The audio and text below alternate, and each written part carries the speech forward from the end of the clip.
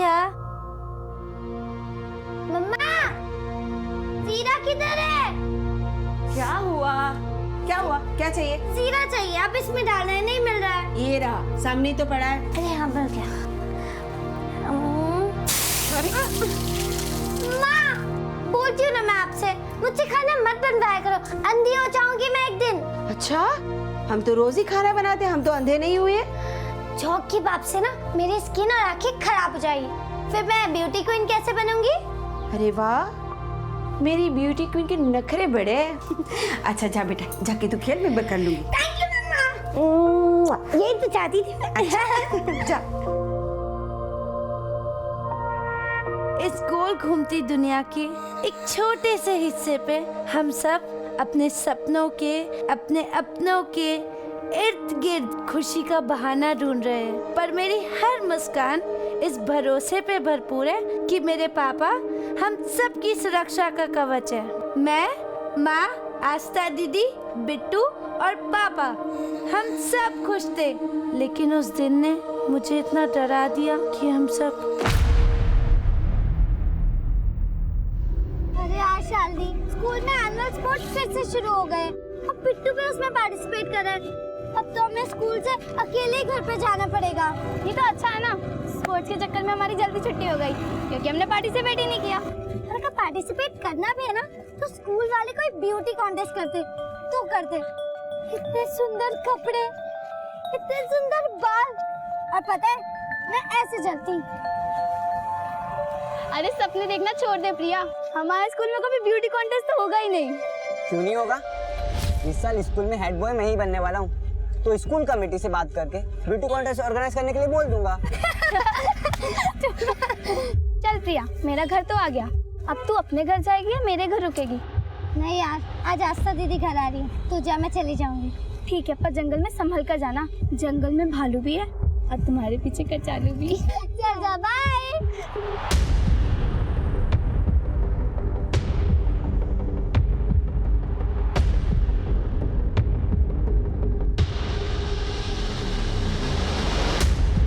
Okay, मेरा घर तो आ गया, तुम अकेली हो, क्या मैं तुम्हें छोड़ दूं? नहीं नहीं नहीं, तू जा, मैं चली जाऊंगी। रास्ते में भालू मिल गया तो? मैं नहीं डरती किसी बालों से और नहीं किसी कचालू से। ये ले अपनी छतरी। अरे रख रख, बाद में दे देना। नहीं नहीं रख। ओके, जा, मैं जा रही हूँ, बाय बाय।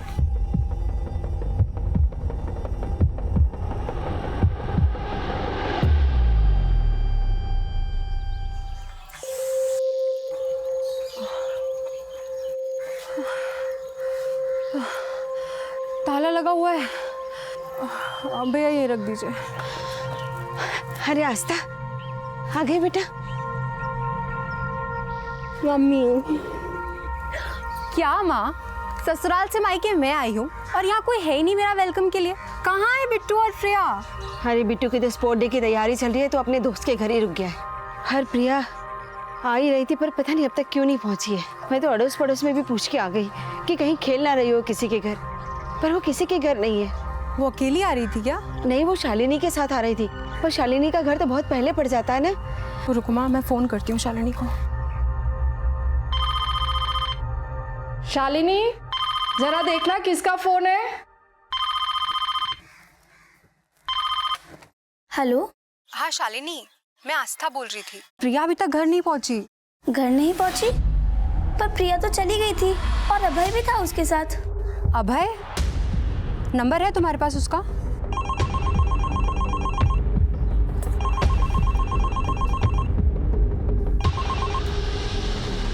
हेलो हेलो अभय बेटा, मैं प्रिया की माँ बोल रही हूँ। शालिनी ने बताया कि तुम प्रिया के साथ आ रहे थे, पर प्रिया अभी तक घर नहीं पहुंची है। क्या? पर आंटी जी, मेरे घर वाले रास्ते तक तो प्रिया मेरे साथ ही थी। पर अभय बेटा, वो अभी तक घर नहीं पहुंची तो फिर कहाँ रह गई?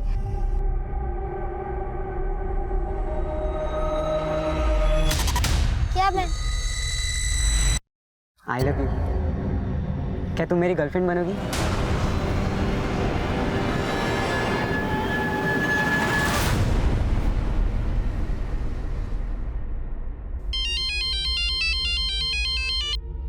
हाँ बोलो। क्या? अरे रात हो गई, बेटी अब तक घर नहीं आई है और तुम अब बता रही हो मुझे? भारी दुकान बंद करो, चलो जल्दी। प्रिया प्रिया प्रिया प्रिया प्रिया प्रिया प्रिया प्रिया प्रिया प्रिया। तेरे पापा मुझे सुनाने का एक मौका नहीं छोड़ते। अरे मैं उन्हें कहती हूँ कि बच्चे 5-5 किलोमीटर दूर से चलकर आ रहे हैं, उनके लिए कुछ कीजिए, पर नहीं, उन्हें तो मेरी बात सुननी ही नहीं है। माँ, पापा से जितना बनता है वो करते हैं, और मैं भी तो स्कूल से अकेली आती जाती थी। क्या मुझे कभी कुछ हुआ? अरे बेटा, अनहोनी कहकर नहीं आती है, पर तू ये बात नहीं समझेगी। हे माँ पहाड़ों वाली, मेरी प्रिया की रक्षा करना, मेरी प्रिया की रक्षा करना। सब मेरी बच्ची खो गई है। सब प्लीज प्लीज उसे ढूंढ दीजिए। सब क्या हुआ आपकी बेटी को? सोलन की स्कूल में पढ़ती है और रोज जंगल के रास्ते से हमारे टिकड़ी गांव पहुंचती है, अभी तक आई नहीं है साहब। मिश्रा, फॉरेस्ट वालों को इन्फॉर्म करो, उनसे क्या बच्ची को ढूंढे। आप चलिए मेरे साथ। हाँ चलिए साहब। प्रिया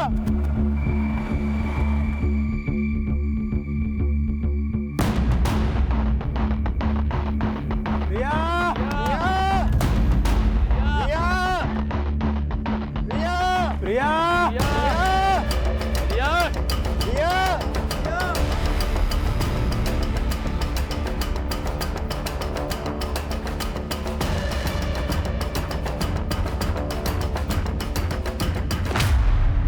रात भर प्रिया की तलाश जारी रही, लेकिन सुबह तक कुछ पता नहीं चला।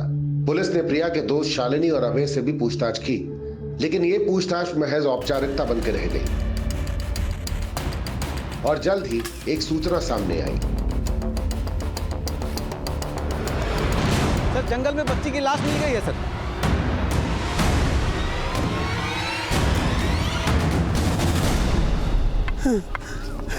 प्रिया, मेरी बच्ची, मेरी बच्ची, छोड़ो मुझे, मेरी बच्ची।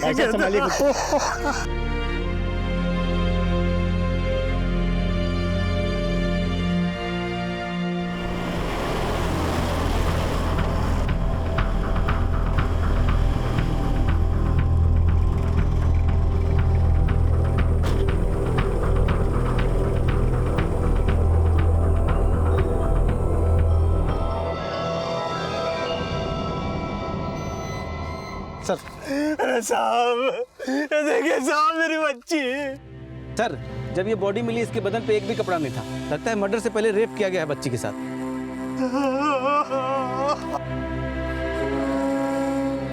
ये क्या कर रहे हैं आप लोग? बंद कीजिए कैमरा।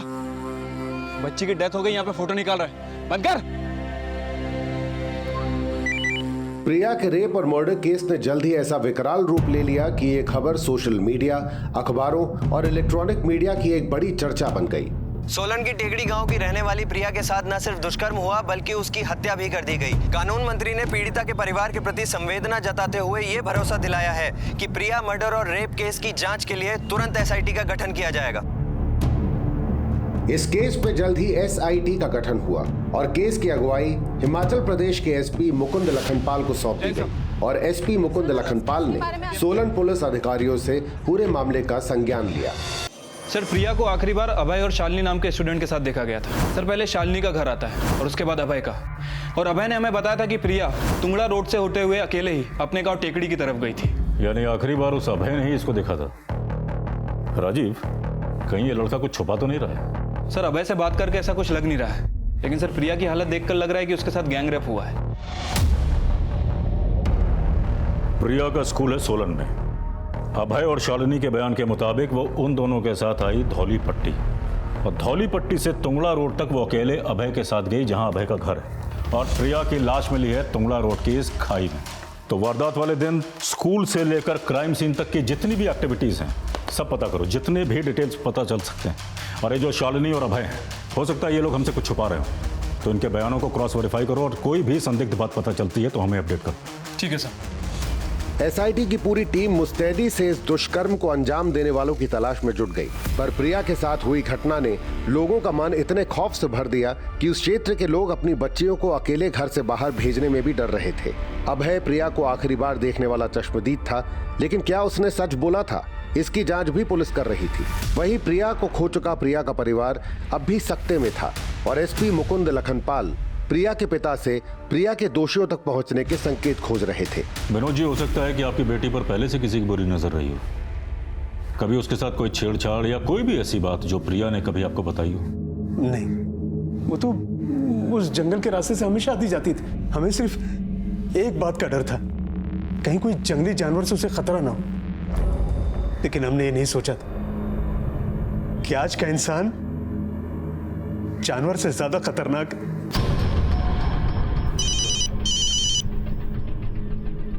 हाँ राजीव, बोलो। सर, टुंगड़ा रोड, जिस रास्ते से प्रिया अपने घर की तरफ जा रही थी सर, उसी रास्ते पे आगे अभिषेक का गोडाउन पड़ता है। और सर, स्थानीय लोगों के मुताबिक जिस शाम प्रिया के साथ ये हादसा हुआ, अभिषेक को अपने गोडाउन में काम करने वाले वर्करों के साथ शराब पीते हुए देखा गया। तो हो सकता है प्रिया का गैंगरेप इन शराबियों ने किया हो। एक काम करो, सबको उठा के लाओ। ठीक है सर।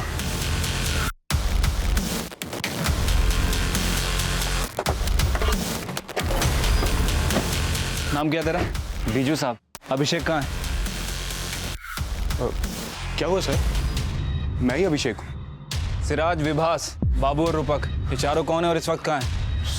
सर ये सिराज है और बाकी सब पार्टी को डिलीवरी देने गए। लेकिन बात क्या है? थाने चलो, सब बताता हूँ। डालो इन सबको। सर लेकिन बात क्या है?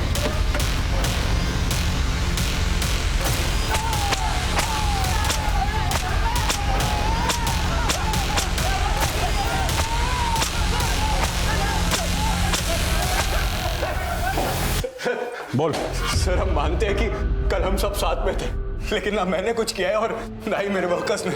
साहब, प्रिया को हमने बचपन से बड़ा होते हुए देखा है। हमारे गांव की लड़की है वो, उसके साथ हम ऐसा क्यों करेंगे? साहब, आपको कोई गलतफहमी हुई होगी साहब। सर, आप यूं हम पर झूठा आरोप नहीं लगा सकते। तिकड़ी गांव का पुराना खानदानी आदमी हूं मैं। खानदान तो तेरा रहा नहीं, और जो लोग तेरे साथ काम करते हैं उनके साथ मिलकर एक बच्ची का रेप और मर्डर करते हो तुम लोग। ये ऐसे नहीं बताएगा। कस के तोड़ो इन सबको। सर, मैं कुछ नहीं कह रहा सर। इनकी एकता ऐसे टूटने वाली नहीं है, सबका डीएनए करवाओ। और वो लड़की की पोस्टमार्टम रिपोर्ट का स्टेटस क्या है? सर, रिपोर्ट आने में अभी 1 हफ्ता और लगेगा।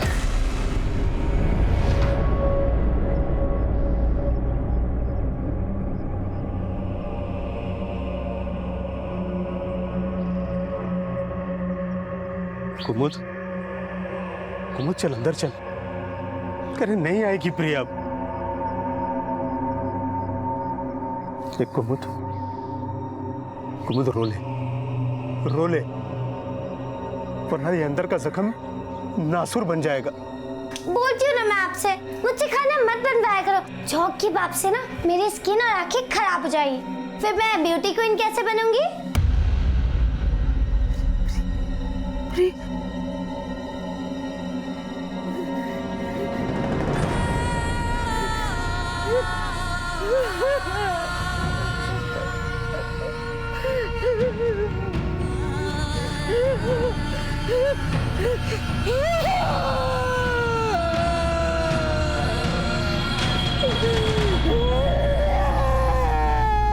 देखिए, पीड़िता प्रिया की हत्या और उसके साथ दुष्कर्म करने वाले 6 संदिग्धों को हम लोगों ने हिरासत में लिया है। वो सब के सब उसके गांव के ही हैं।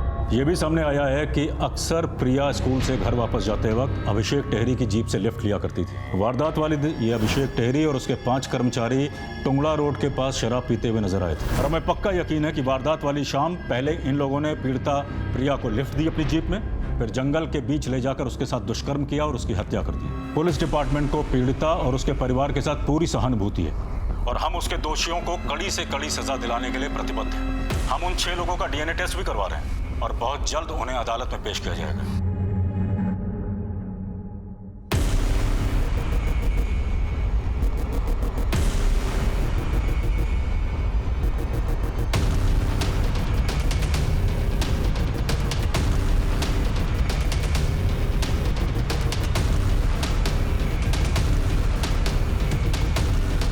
कुमुद दीदी, मेरे पति सिराज को बेकार में घसीटा जा रहा है।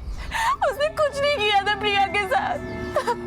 विनोद जी, मेरे बेटे बीजू ने भी कुछ नहीं किया।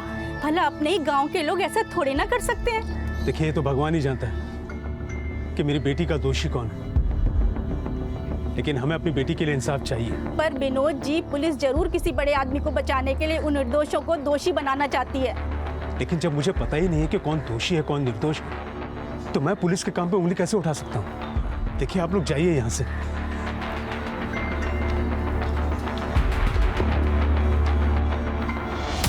सर इन सब की एकता टूटती हुई नजर आ रही है। हालांकि सर उन्होंने कबूल नहीं किया है कि प्रिया का मर्डर और रेप उन्होंने ही किया है। लेकिन सर जब हम इनका डीएनए टेस्ट करा के इन्हें थाने रिटर्न ला रहे थे तो वो लोग आपस में लड़ने लगे और एक दूसरे पर इल्जाम लगाने लगे कि ये सब तेरी वजह से हुआ, तेरी वजह से हुआ। हटो। बीजू, साले तेरी वजह से हमें सब झेलना पड़ रहा है। मेरी वजह से? क्या बोल रहा है बे सिराज? कोठे पे कौन जाता था? चल किसको लगी थी? कमीने साले, खुद की बीवी तो संभालता नहीं है, मुझे बोल। एक काम करो, इन सबको एक ही लॉकअप में बंद करो और ऑब्जर्व करो।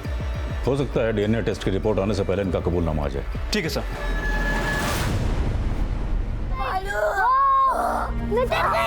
मैं डर गई पापा बचाओ। मैं शेर हूँ।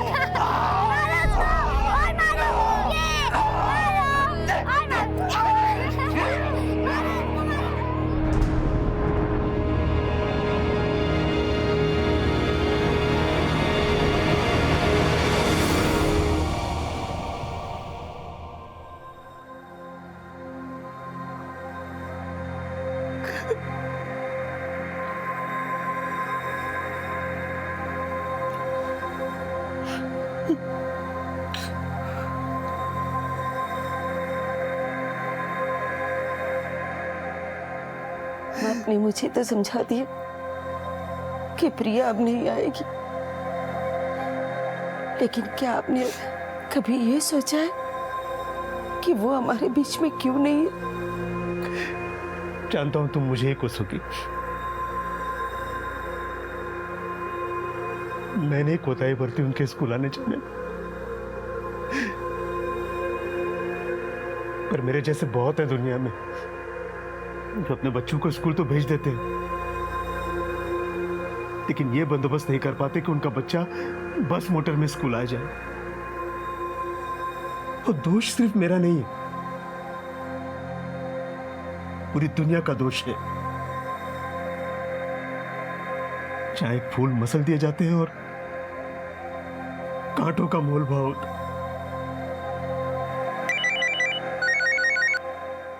हाँ राजीव बोलो। What?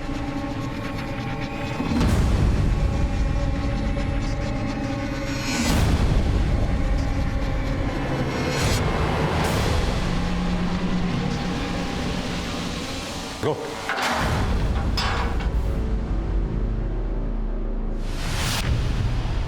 किसने मारा इसको? किसने मारा इसको? एसआईटी के इन्वेस्टिगेशन में सामने आए 6 सस्पेक्ट्स में से एक सिराज की कस्टोडियल डेथ ने इस केस में विरोध की ऐसी चिंगारी फूंक दी कि इन 6 सस्पेक्ट्स के परिजन पुलिस की कार्यशैली पे सवाल उठाने लगे। मेरे पति निर्दोष थे, उन्होंने प्रिया के साथ कुछ नहीं किया था। पुलिस ने उन पे झूठा आरोप लगा के मारा। सिराज क्या, मेरा बेटा बिजू और उनके मालिक अभिषेक और बाकी के सभी लोग निर्दोष हैं। पुलिस जरूर किसी बड़े आदमी को बचाने के लिए इन मासूमों पर अन्याय कर रही है। कस्टोडियल डेथ के विक्टिम शिराज और बाकी 5 लोग क्या वाकई में प्रिया के गैंग रेप और मर्डर के दोषी हैं? अगर ऐसा है तो उन सभी सस्पेक्ट के परिजन जो बोल रहे हैं क्या वो सच है? अगर सच है तो वो कौन बड़ा आदमी है जिसे पुलिस बचाने की कोशिश कर रही है? Solan police! Solan police! Solan police! Solan police! Solan police! Solan police! Solan police! Solan police! Biju की कस्टोडियल डेथ के बाद एसपी मुकुंद लखनपाल समेत एसआईटी के कई पुलिस कर्मियों को सस्पेंड कर दिया गया और केस सीबीआई को सौंप दिया गया।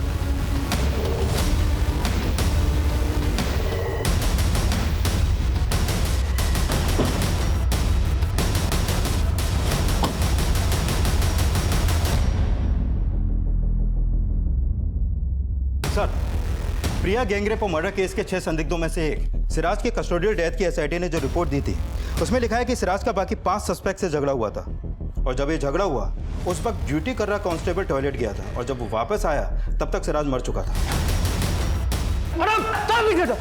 लेकिन सिराज कैसे मारा गया ये इस केस का सेकेंडरी पहलू है। सबसे पहले हमें इस सवाल का जवाब ढूंढना है कि सिराज समेत एसआईटी के जो 6 सस्पेक्ट थे क्या वाकई उन्होंने प्रिया के साथ गैंग रेप और उसका मर्डर किया? सर उन्होंने कन्फेस नहीं किया था और एसआईटी उनके डीएनए रिपोर्ट का वेट कर रही थी। डीएनए रिपोर्ट तो क्या, अभी तक प्रिया की पोस्टमार्टम रिपोर्ट भी नहीं आई। Light the examining doctors, I need her postmortem report as soon as possible. जी सर।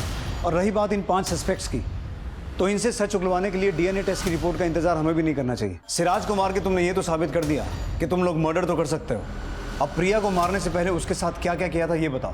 सर हम तो शुरू से ही बोलते आ रहे हैं कि हमने प्रिया के साथ कुछ भी नहीं किया और ना ही हमने सिराज को मारा। सर सिराज तो पहले से ही बेचारा बहुत परेशान था और गुस्से में इधर उधर टहल रहा था और उसका पैर फिसल गया। सिराज! और सर उस वक्त हवलदार भी ड्यूटी पर नहीं थे और उन्होंने हम पर झूठा आरोप लगा दिया। देख बेटा, ये तो सोचना मत कि तुम में से एक मर गया तो पुलिस वाले डंडे को हाथ नहीं लगाएंगे। साहब हम पहले भी बहुत पिट चुके हैं, आप भी मार लो। तुम्हारी ये मनोकामना बहुत जल्दी पूरी हो जाएगी, पर अगर जेल में जाके व्यायाम ही करना है तो हमारी कसरत क्यों करवा रहा है? जो सच है वो उगल दो, क्योंकि मुझे ये केस बहुत जल्दी क्लोज करना है। सर हमें भी बहुत जल्दी है कि कब आप हम पर विश्वास करें और हमें यहाँ से बाहर करें।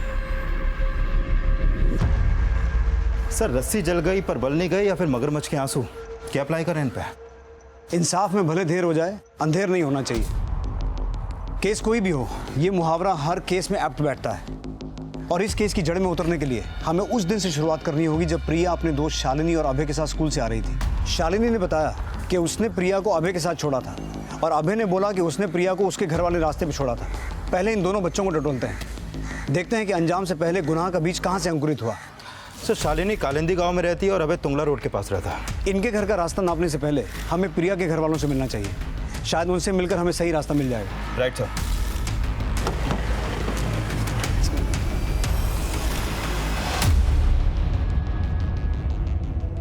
मम्मी, मेरी टी शर्ट का बटन टूट गया है। कल स्कूल में फुटबॉल मैच भी है, सिल दो ना।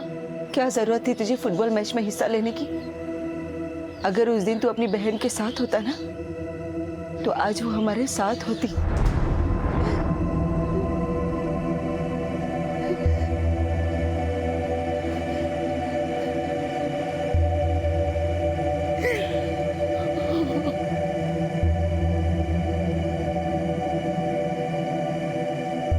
ओ फुटबॉलर, जंप करना ना मुझे भी आता है।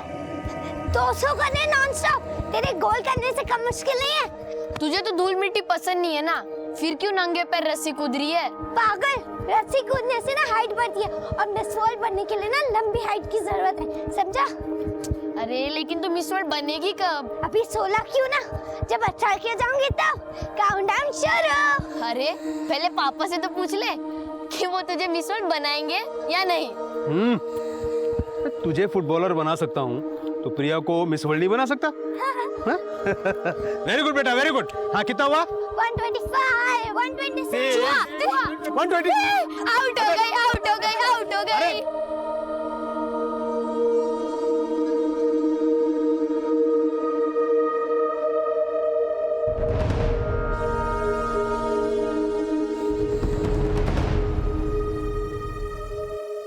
मम्मी, मुझे माफ कर दो, ये सब मेरी वजह से हुआ है। अगर उस दिन मैं दीदी के साथ आता तो दीदी के साथ ऐसा नहीं होता। हे बेटा, उसके दोषी तुम नहीं हो, हम सब तो उससे बहुत प्यार करते हैं ना।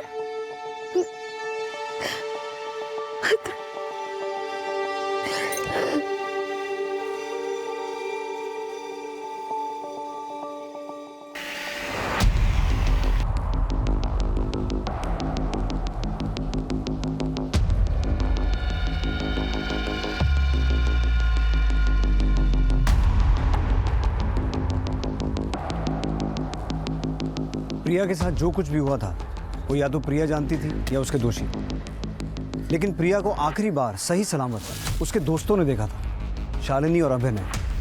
तो आपको कभी भी ऐसा लगा कि वो दोनों बच्चे आपसे कुछ छुपा रहे हैं? नहीं, हमें तो कभी ऐसा लगा नहीं। और फिर वो बच्चे भला हमसे कुछ क्यों छुपाएंगे?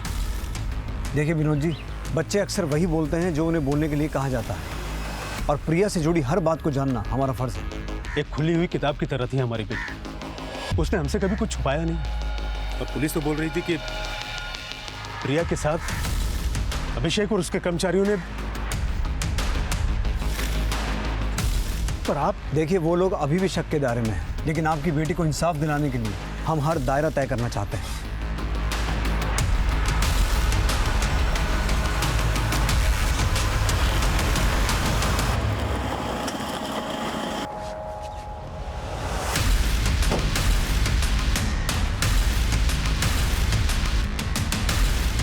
सुनिए शालिनी। जी सर, मैंने पहले भी बोला था सबको कि प्रिया मेरे साथ मेरे घर तक ही थी और उसके बाद वो अभय के साथ चली गई थी। बेटा हम आपसे सिर्फ इतना जानना चाहते हैं कि अभय और प्रिया कैसे दोस्त हैं। मेरा मतलब है अभय प्रिया के साथ कुछ। नहीं सर, वो तो प्रिया से प्यार करता था। लेकिन ये बात हमें पहले किसी ने बताई नहीं। आपने ये बात पुलिस को बताई थी? नहीं, पर वो सब अभय पे शक कर रहे थे और मैंने इस बारे में अभय से बात भी की थी। अभय सच सच बता, प्रिया को भालू ने गायब किया है या तू कुछ छिपा रहा है? पागल हो गया शालिनी, मैं प्रिया से प्यार करता हूँ और मैंने उसके साथ ऐसा कुछ भी नहीं किया। लेकिन तूने उसको घर तक क्यों नहीं छोड़ा? मैंने बोला था उसको, लेकिन वो सुनती ही कहाँ है किसी की। ओके मेरा घर तो आ गया, तुम अकेली हो, क्या मैं तुम्हें छोड़ दूँ? नहीं नहीं नहीं, तू जा, मैं चली जाऊंगी। मैंने सोचा भी था कि उसके पीछे पीछे चला जाऊं, लेकिन काश में चला गया होता तो ये सब नहीं होता। बेटा आपने बताया कि अभय प्रिया को पसंद करता था, लेकिन क्या प्रिया अभय को पसंद करती थी? पसंद तो करती थी, लेकिन प्रिया ने मुझे कभी नहीं बताया कि अभय ने उसे प्रपोज किया था। सर मैंने उस दिन प्रिया को पहली बार प्रपोज किया था, उसके बाद तो वो शालिनी को कैसे बताती? मतलब तुम्हारे पहली बार प्रपोज करने के बाद ही प्रिया के साथ ये सब हो गया। और अब तो हम प्रिया से ये बात कंफर्म भी नहीं कर सकते कि उसने तुम्हारा प्रपोजल एक्सेप्ट किया था या डिनाई किया था। नहीं सर, उसने डिनाई नहीं किया था, एक्सेप्ट किया था। प्रिया, प्रिया, रुको प्रिया, क्या मैं तुम्हें पसंद नहीं हूँ? मुझे क्या, पूरे स्कूल को तुम पसंद हो। अबे तुम बहुत अच्छे लड़के हो, लेकिन मैं तुम्हारी गर्लफ्रेंड नहीं बन सकती। ओके ठीक है, गर्लफ्रेंड नहीं तो फ्रेंड तो बन सकते हो ना? वो तो मैं हुई, लेकिन वो वाला गर्लफ्रेंड बॉयफ्रेंड वाला नहीं। देखो जब मैं बड़े होके ब्यूटी क्वीन बहुत बड़ी स्टार बन जाओगी ना, तब हम ये गर्लफ्रेंड बॉयफ्रेंड के मामले में सोचेंगे, ठीक है? तब तक के लिए हम BF नहीं BFF होंगे, बेस्ट फ्रेंड फॉरएवर, ठीक है? अबे कुछ छुपा नहीं रहे ना? नहीं सर, मैं कुछ नहीं छुपा रहा हूँ। सर एन ओल्ड फ्लेम और an old head on young shoulder, क्या अप्लाई करें इस लड़के पे? किताब के कवर को देखकर किताब का अंदाजा नहीं लगाया जा सकता।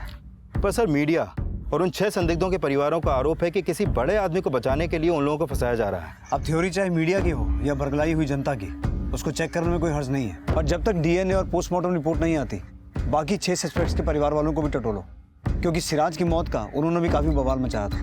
साहब, सिराज जी ने कुछ नहीं किया था, उन्हें फंसाया गया था। साहब, मेरे बेटे को फंसाया जा रहा है। जिस शाम प्रिया के साथ ये सब कुछ हुआ, वो मुझे अस्पताल लेकर गया था। लेकिन उस शाम तो आपके बेटे को अभिषेक और उसके दोस्तों के साथ शराब पीते हुए देखा गया था, और आप कह रही हैं? मैं मानती हूँ वो वहाँ गया था, लेकिन फिर वो मेरे पास वापस आ गया था और उसके बाद मुझे अस्पताल लेकर गया था। सिराज और बीजू के बाद CBI ने बाकी सस्पेक्ट्स के परिजनों से पूछताछ की। वहीं इस केस में अभय और उसके पिता की भूमिका को भी टटोला जा रहा था। प्रिया को खो चुका उसका परिवार इस मुश्किल परिस्थिति से उबरने का प्रयास कर रहा था, लेकिन प्रिया के साथ क्या इंसाफ होने वाला था, ये अब भी जांच का विषय बना हुआ था। सर, ये प्रिया की पोस्टमार्टम रिपोर्ट, इस रिपोर्ट के मुताबिक उसकी मौत उसी शाम हुई जिस दिन उसे शालिनी और अभय के साथ देखा गया। सर, प्रिया का लेफ्ट हैंड और लेफ्ट लेग दोनों फ्रैक्चर किया गया था और उसकी मौत दम घुटने से हुई थी। सर, इस रिपोर्ट में सबसे चौंकाने वाली बात यह सामने आई है कि प्रिया के साथ गैंगरेप नहीं हुआ था। प्रिया की बॉडी से सिर्फ एक ही DNA सैंपल मिला था, यानी उसका रेप सिर्फ एक ही इंसान ने किया था। लेकिन उन 6 में से कौन एक? सिराज या बाकी 5 में से कोई एक? सर, ये तो उन 6 की DNA रिपोर्ट आने से ही क्लियर होगा। लेकिन सर, बीजू के बारे में पता चला है कि उसका सेक्स वर्कर्स के यहाँ आना जाना था। DNA टेस्ट की रिपोर्ट कब तक आएगी? सर, 4-5 दिन और लग जाएंगे। प्रिया की पोस्टमार्टम रिपोर्ट ये थ्योरी बना रही है कि प्रिया का रेप और मर्डर बीजू के हाथों हुआ, लेकिन बीजू के साथ साथ उन 5 को भी SIT उठा के लेके आई। सिराज ने भी पहले बीजू को ब्लेम किया था। बीजू, साले तेरी वजह से हमें सब झेलना पड़ रहा है। उसके बाद सिराज की कस्टोडियल डेथ और SIT की ये रिपोर्ट कि उन 5 ने मिलकर सिराज को मारा। इसका मतलब ये भी हो सकता है कि सिराज का इस कांड में कोई हाथ हो ही ना, लेकिन उन 5 को ऐसा लगा कि सिराज उनके बारे में कुछ जानता है और वो मुंह खोल देगा, इसलिए पहले उनका झगड़ा हुआ और झगड़ा हत्या में तब्दील हो गया। विक्रांत, उन 5 को नार्को टेस्ट करवाने की तैयारी करो। मुझे ऐसा लगता है कि DNA टेस्ट की रिपोर्ट आने से पहले ही प्रिया के रेप, मर्डर और सिराज की कस्टोडियल डेथ का राज सामने आ जाएगा। Okay sir.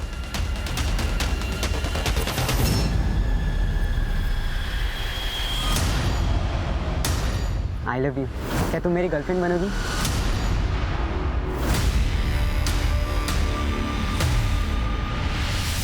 सात मार्च की शाम तुम, अभिषेक, सिराज, बाबू, रोपक, विभास कहाँ शराब पी रहे थे? टुंगड़ा रोड के पास।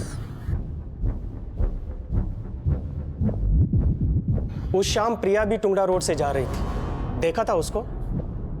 हाँ, देखा था उसे। वो उसी रास्ते से जा रही थी। प्रिया के साथ क्या किया? लिफ्ट दी थी ना उसको जीप में? नहीं, लिफ्ट नहीं दी थी हमने। वो चली गई थी, लेकिन फिर बीजू गया था।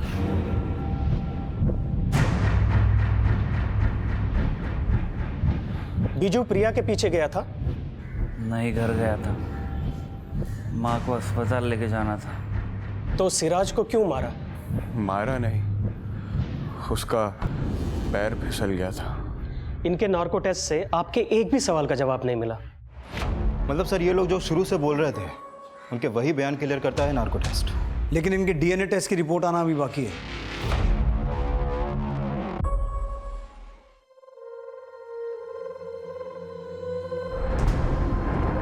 ज्यादा मेकअप मत कर देना। फिक्र मत करो दीदी, मुझ जैसा मेकअप करने वाली ना आपको कहीं भी नहीं मिलेगी। और मैं इतना अच्छा मेकअप करूंगी कि लड़का आपका हो जाएगा, और फिर शादी के बाद ये कमरा मेरा। दीदी, मैं आपके साथ सो जाऊं? प्रिया दीदी के जाने के बाद उस रूम में सोने से मुझे बहुत डर लग रहा है। कोई बात नहीं बिट्टू, आ जाओ।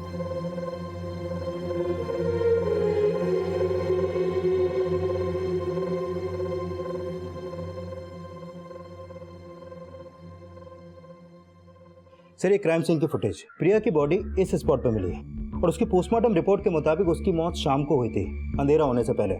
सर, रात होने तक इस एरिया में लोगों का आना जाना लगा रहता है। सर, जिस तरीके से प्रिया के रेप से पहले उसके साथ स्ट्रगल किया गया, उससे साफ है कि वो चिल्लाई भी होगी। लेकिन इस केस में अभी तक कोई विटनेस सामने नहीं आया। तो सर, हो सकता है कि प्रिया को कहीं और मारा गया हो और उसकी बॉडी को डंप यहाँ पर कर दिया हो। विक्रांत, इस रास्ते पर जितने भी गांव पड़ते हैं और जो गांव वाले यहाँ से रोजाना आते जाते हैं, उन सबसे पूछताछ करो। हो सकता है किसी ने कुछ देखा हो, लेकिन किसी डर की वजह से कुछ बता नहीं रहा। Okay sir. प्रिया रेप और मर्डर केस में एसआईटी की इन्वेस्टिगेशन उन 6 सस्पेक्ट्स को आरोपी मानने की संभावना पर रुक गई थी, लेकिन उन 6 लोगों को अपराध करते हुए किसी ने विटनेस किया था या नहीं, ये एसआईटी पता नहीं लगा पाई थी। सीबीआई क्राइम सीन के आसपास रहने वाले लोगों से पूछताछ करके 7 मार्च की शाम प्रिया के साथ हुए अपराध के विटनेसेस ढूंढ रही थी, और इस बीच उन 6 सस्पेक्ट्स की डीएनए रिपोर्ट आई, जिसमें से एक की कस्टोडियल डेथ हो चुकी थी। सर, उन 6 लोगों की डीएनए रिपोर्ट, सर, उन 6 लोगों में से किसी का भी डीएनए प्रिया की बॉडी पे मिले डीएनए से मैच नहीं करता है। यस सर, प्रिया का रेप और मर्डर करने वाला कोई और ही है, जिसको ढूंढने के लिए फिर से नए मुर्गे और नए मुहावरे जोड़ने होंगे sir. What about Abhay? Sir, मुझे नहीं लगता कि अभय होगा, क्योंकि प्रिया की बॉडी पर मिले डीएनए को फिर से एग्जामिन करने के बाद सामने आया कि जिसने भी प्रिया का रेप किया उसकी उम्र 25 से 32 साल के बीच की होगी। 25 से 32, यानी कि अब ये हमारा सर्च क्राइटेरिया होगा। विक्रांत, टिकरी और आसपास के गांव और ज़रूरत पड़े तो पूरे डिस्ट्रिक्ट में सर्च करो। सभी पुलिस स्टेशन की मदद लो। 25 से 32 साल की उम्र के जितने भी लोग हैं, सबके ब्लड सैंपल लो और उन्हें प्रिया की बॉडी पे जो डीएनए मिला था उसके साथ मैच करवा के देखो। और हाँ, 25 से 32 साल की उम्र के जितने भी लोकल क्रिमिनल्स हैं, सबको तोड़ो। लेकिन सर, इन 5 का क्या करना है? अब तो मीडिया इस सिराज के कस्टोडियल डेथ का और भी बड़ा इशू बना देगी। एसआईटी जिन 6 सस्पेक्ट्स को प्रिया के गैंग रेप और मर्डर का प्राइम सस्पेक्ट मान रही थी, सीबीआई ने उन 6 लोगों में से 5 जिंदा बचे हुए लोगों को रिलीज कर दिया है। लेकिन जो छठा व्यक्ति पुलिस की कस्टडी में मारा गया था, उसका जवाब प्रशासन को देना पड़ेगा। और उससे भी बड़ा सवाल ये कि प्रिया के गैंग रेप और मर्डर का दोषी कौन है। विक्रांत, ये लोग सिराज की मौत के लिए पुलिस को दोषी मान रहे हैं, लेकिन उन 5 पर नजर रखना, क्योंकि सिराज की मौत के लिए वो भी शक के दायरे में है। अब सोलन जिले में रहने वाले 25 से 32 साल के बीच के मेल हिस्ट्री शीटर्स ही नहीं, बल्कि उस हर आदमी का डीएनए लिया जा रहा था जो उम्र के इस दायरे में आता था। प्रिया का रेप और मर्डर हुए महीने के बाद महीने गुजर रहे थे और एक लंबी चौड़ी जांच प्रक्रिया के बाद ये केस अब भी डेड एंड पे नजर आ रहा था।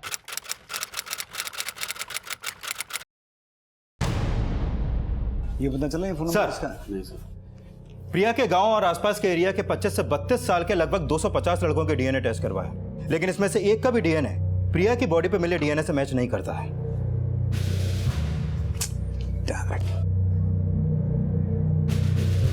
विक्रांत, हमने अभी तक उन्हीं लोगों के डीएनए टेस्ट करवाए हैं जो लोग इस इलाके में रहते हैं। ऐसा भी तो हो सकता है कि जिस किसी ने ये कांड किया है वो यहाँ का रहने वाला हो ही ना, बल्कि किसी का रिश्तेदार हो जो वारदात वाली शाम को यहाँ मौजूद था। एक काम करते हैं, एडवांस डीएनए टेस्ट करवाते हैं, जैसा हमने दिल्ली वाले केस में करवाया था। हमारे पास अभी तक जितने भी डीएनए सैंपल मौजूद हैं उन सबको प्रिया की बॉडी पर मिले डीएनए के साथ मैच करवा के देखो। ये चेक करो कि किसका डीएनए सबसे ज्यादा मैच होता है, और जिस किसी का डीएनए सबसे ज्यादा मैच होगा शायद उससे हमें यह पता चले कि उस आदमी ने जिसने प्रिया के साथ रेप और मर्डर किया था वो इसका कोई रिश्तेदार हो।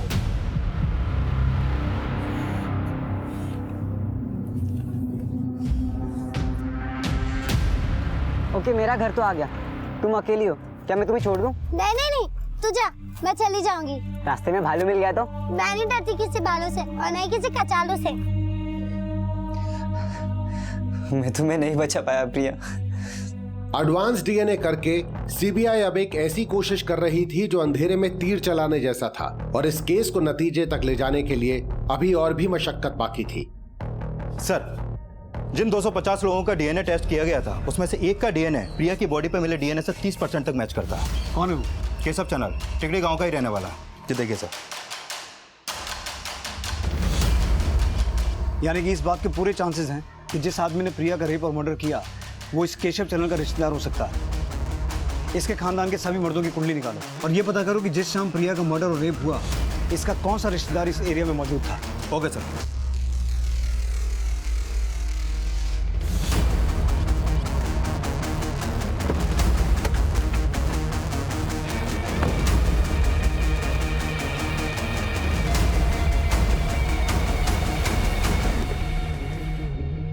केशव है घर पे? जी जी बोलिए। केशव जी, आपके अलावा आपके परिवार में और कौन कौन लोग हैं? जी मैं हूँ, मेरी वाइफ है, अम्मा जी पिताजी है, और चाचा जी पिछले साल गुजर गए थे, तो चाची है और बेटी है उनकी, मेरी चचेरी बहन। और इसके अलावा और कोई आदमी नहीं है? नहीं सर, बस इतने ही है परिवार के लोग। अच्छा, ये बताइए कि 7 मार्च को आपका कोई रिश्तेदार आया था आपके यहाँ पर? नहीं साहब, नहीं, कोई नहीं आया था। सर, केशव के घर में केशव के अलावा आदमियों में सिर्फ उसका 65 साल का बाप है, और किसी आदमी के बारे में उसने कुछ नहीं बताया। यानी कि कुछ छुपा रहा है। विक्रांत, आसपास अच्छे से पता करो। मुझे लगता है 7 मार्च को इसका कोई ना कोई मेल रिलेटिव यहाँ जरूर आया होगा। Okay sir.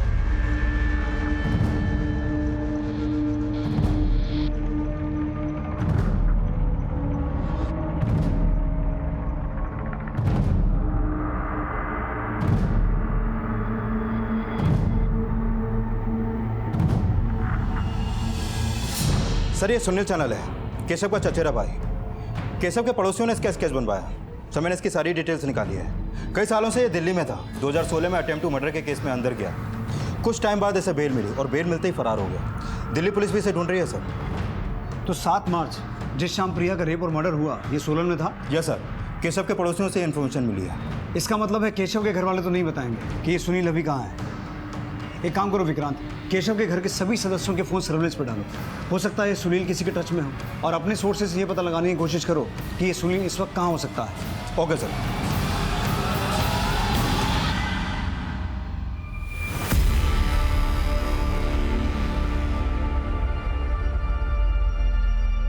सर, सुनील की मां को सुनील का एक कॉल आया था।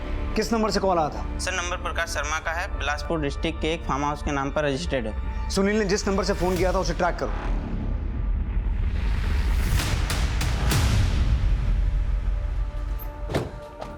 क्या हुआ? ये सुनील चलन कहाँ है? सब सुनील चलन तो यहाँ नहीं है। अंदर जाके चेक करो। साहब, वो हमारे इधर दिहाड़ी मजदूरी करता था, कहा माँ बीमार है और छोड़कर चला गया। और ये प्रकाश शर्मा कौन है? मैं ही प्रकाश शर्मा हूँ। तो उसने तुम्हारे नंबर से यहाँ से कॉल किया? हाँ साहब, मेरे ही नंबर से उसने अपनी माँ को कॉल किया।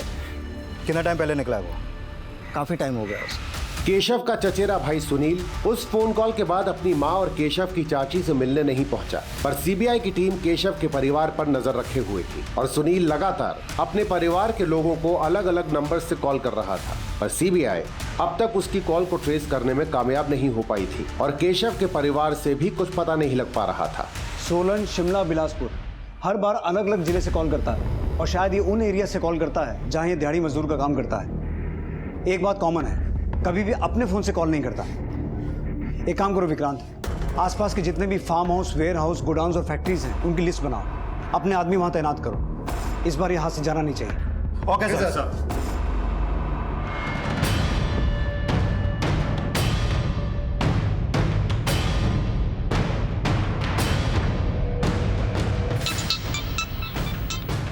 हेलो,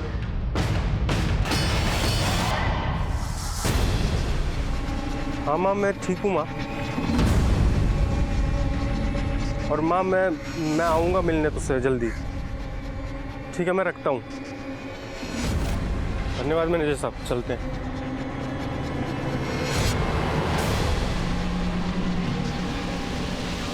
जाने से पहले हमसे नहीं मिलोगे?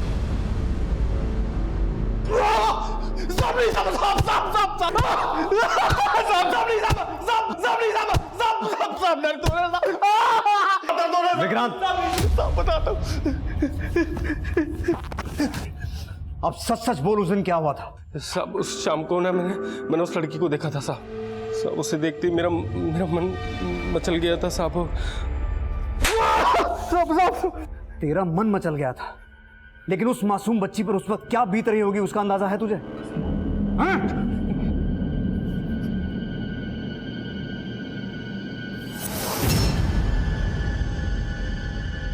सुनील ने अपना गुनाह कबूल कर लिया और उसका डीएनए प्रिया की बॉडी पे पाए गए डीएनए से मैच भी हो गया। सुनील पे प्रिया के रेप और हत्या का केस फाइल किया गया, लेकिन सिराज की कस्टोडियल डेथ क्यों हुई थी इसकी अब भी जांच चल रही है। लेकिन प्रिया को मिला इंसाफ भी उसके परिवार में प्रिया की कमी दूर नहीं कर पाएगा।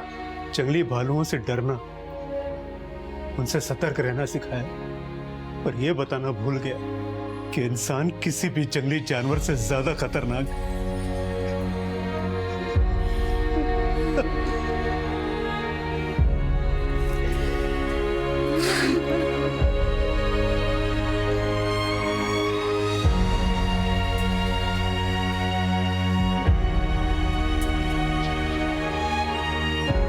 हमारे आज के एपिसोड की दूसरी कहानी। पंजाब नाम सुनते ही लहलहाते खेत, खेतों के परे फलते फूलते उद्योग, हंसते खेलते चेहरे और विकसित शहरों की छवि आंखों के सामने तैर जाती है।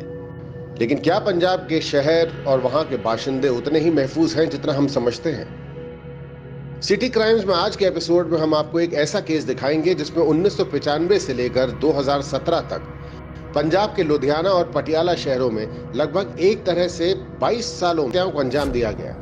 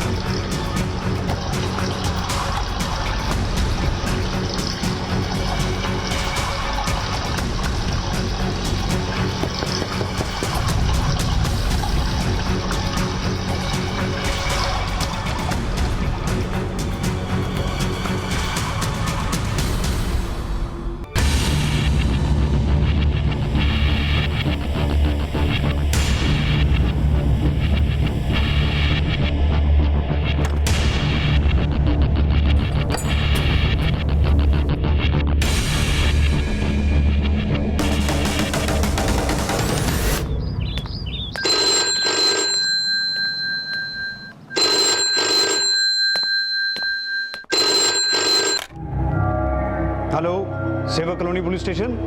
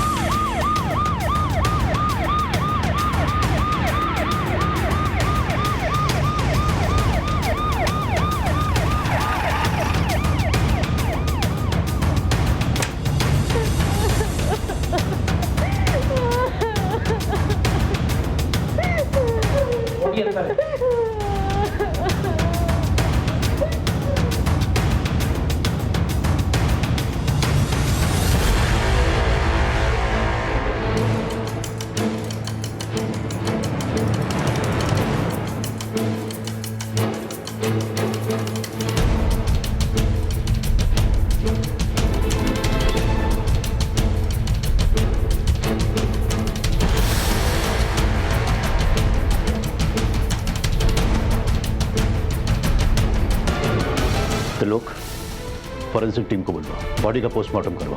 जनाब।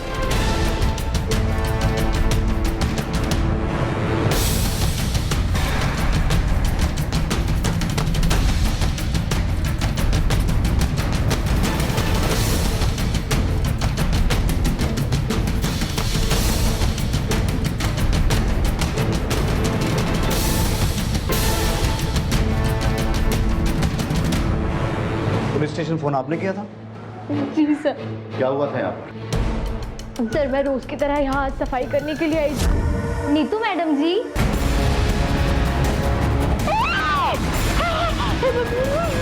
मैडम जी साहब, ये सब देख के मेरे हाथ पैर फूल गए थे, इसके लिए मैंने घबराहट में पुलिस स्टेशन फोन कर दिया। इनके अलावा और कौन कौन रहता है? साहब नीतू मैडम जी के पति। तो अभी वो कहाँ है? साहब वो अभी शहर के बाहर गए हैं, वो घूमने फिरने वाला काम करते हैं, मेडिकल दवाइयों का। महीने में सिर्फ 4-5 दिन ही घर पर रुकते हैं। जनाब नौकरानी कह रही है पति बाहर टूर पे गया हुआ है, पत्नी घर अकेली थी। और घर में कोई फोर्स एंट्री भी नहीं है, हर चीज अपनी सही जगह पर। सिर्फ बेडरूम के बेड के एक पाई के नीचे से ईंट हटाई गई है। मुझे तो शक है कि मर्डर भी इसी से हुआ है। जनाब आपके कहने का मतलब है किसी जानने वाले ने मारा है, जिसके लिए नीतू ने खुद दरवाजा खोला। तो लोग इनके रिश्तेदारों और सारे जानने वालों की एक लिस्ट बनाओ, सबसे अच्छी तरीके से पूछताछ करो। हमारा मिस्टर खुराना से मिलना बहुत जरूरी है, उन्हें तुरंत पुलिस स्टेशन बुलवाओ। जनाब। तुम यहाँ रहने वाले सभी लोगों को तो जानते ही हो, लेकिन यहाँ के बाशिंदों के अलावा किसी अनजान आदमी को तो यहाँ आते जाते नहीं देखा। सवेरे ऑटो से एक घर वाली मैडम आई थी, वो तो घर के अंदर चली गई। ऑटो वाला और उसके साथ कोई और आदमी था जो आपस में बातें करते रहे। थोड़ी देर के बाद दोनों चले गए। फिर ऑटो ड्राइवर वापस लेकर आया रिक्शा और अंदर चला गया। उन दोनों की शक्लें याद हैं? शक्ल तो याद नहीं साहब, लेकिन हाँ दोनों सरदार थे। लोग ऑटो स्टैंड से जाके पता करो आज सवेरे कौन सा ऑटो वाला उन्हें यहाँ लेकर आया।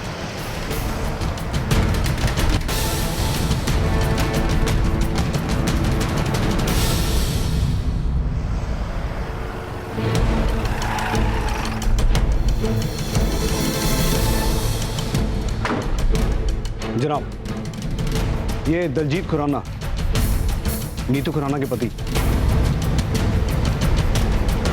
अंदर ले आइए। मैं अमान हूँ जी, मेडिकल रिप्रेजेंटेटिव। आप दोनों के रिश्ते में कोई दिक्कत थी? 12 साल हो गए सर जी शादी को। इतने टाइम में तो आदत हो जाती दिक्कतों की, और वैसे हम दोनों के बीच कभी कोई दिक्कत रही नहीं। बस उसको एक ही बात से नाराज़गी थी कि मैं महीने में 25 दिन बाहर रहता हूँ। जी तो मेरी मजबूरी हुई, बंदा कमाएगा नहीं तो खाएगा क्या। ठीक है आप जा सकते हो, लेकिन जब तक ये केस सॉल्व नहीं होता हमें बिना बताए शहर से बाहर मत जाना। केस की तहकीकात के लिए आपको दोबारा आना पड़ सकता है। Thank you sir.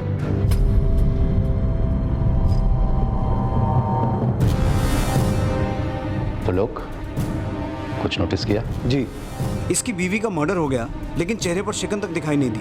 और एक बात, शादी को 12 साल हो गए हैं लेकिन बच्चा नहीं है। ये बात थोड़ी अजीब है जनाब। मैं भी यही सोच रहा था। जनाब उस ऑटो वाले का पता चल चुका है, जोगिंदर सिंह नाम है उसका। वैसे लोग उसे लकी बुलाते हैं। वही गया था मिसेस खुराना को छोड़ने।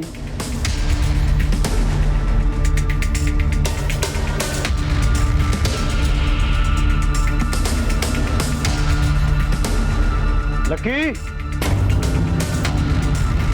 ओ लकी। हाँ जी की गल होगी सर जी? लकी यहीं रहता?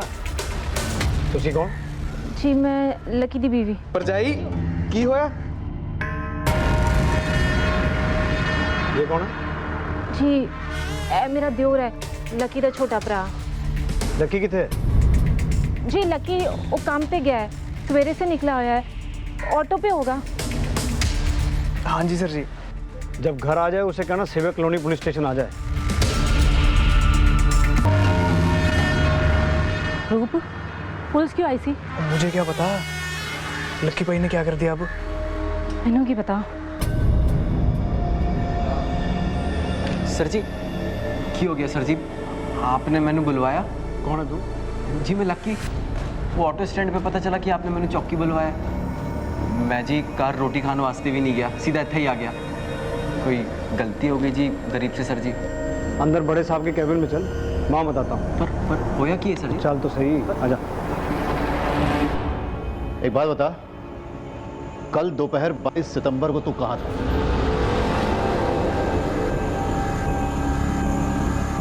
सर जी कल तो याद नहीं आ रहा है ना? सर जी वो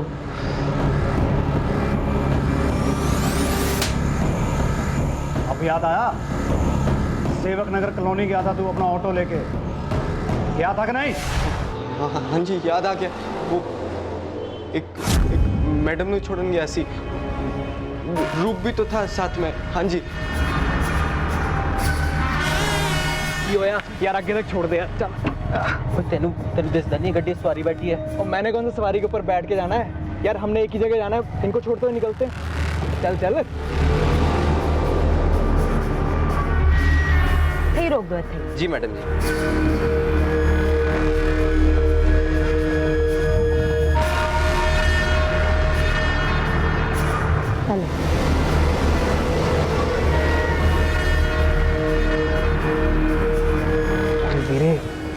कितनी कैट सवारी सी है, बिल्कुल रसमलाई है। वो चुप कर यार, कस्टमर भगवान होता है।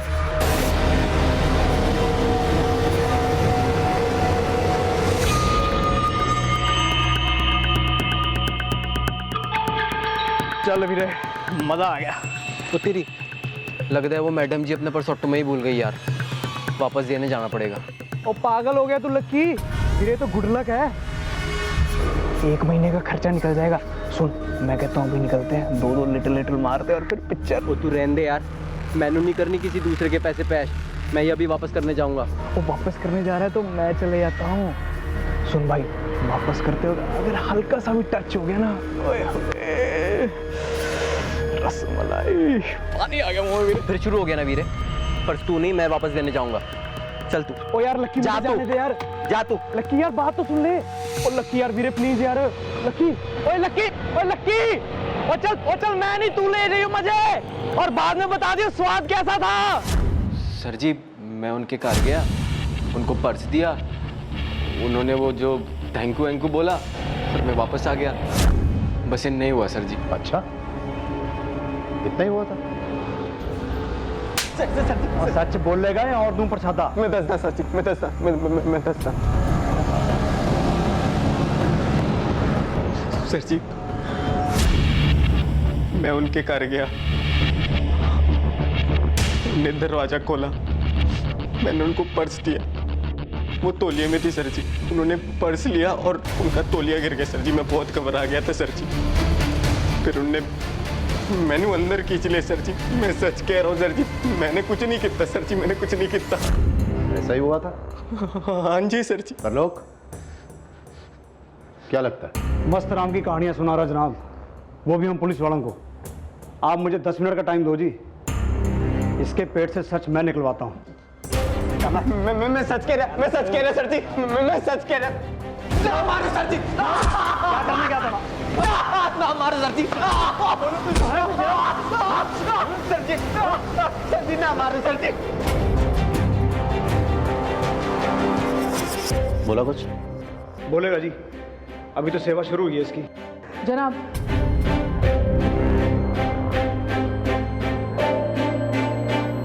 दलजीत खुराना को बुला।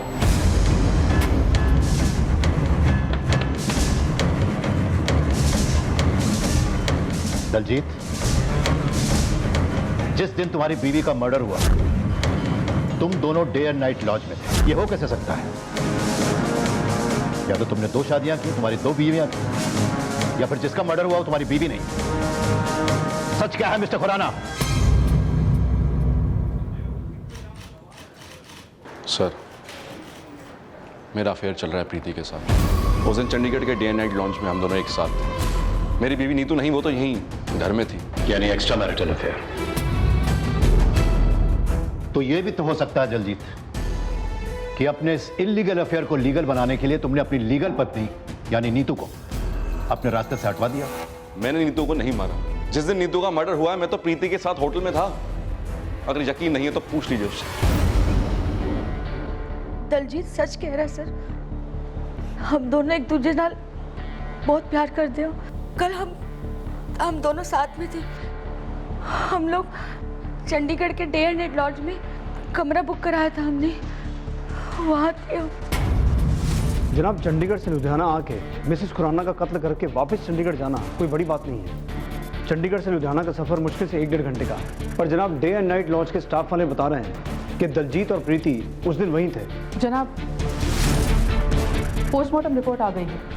मिसेस खुराना की हत्या चेहरे को बुरी तरह कुचलने से हुई थी और सर के पीछे भी चोट लगी थी। लेकिन अजीब बात यह है कि हत्या से पहले उनके साथ शारीरिक संबंध बनाया गया था। जबरदस्ती के कोई निशान? रिपोर्ट के अनुसार तो नहीं, मामला कंसेंशुअल लगता है।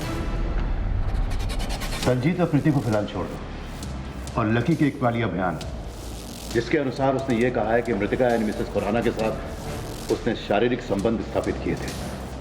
उसके आधार पर उसके खिलाफ चार्जशीट दायर करो, उसकी तस्वीरें खींचो, फिंगरप्रिंट्स लो और उसे कोर्ट में पेश करो। हमारा प्राइम सस्पेक्ट वही है। लकी के खिलाफ पुलिस के पास कोई पुख्ता सबूत नहीं था और वो बार बार दोहरा रहा था कि वो निर्दोष है। उसका सिर्फ नाम लकी है, लेकिन मनहूसियत उसका पीछा नहीं छोड़ती। केस कोर्ट में दाखिल हुआ, लेकिन सबूतों के अभाव में लकी को बरी कर दिया गया। और फिर 3 साल बाद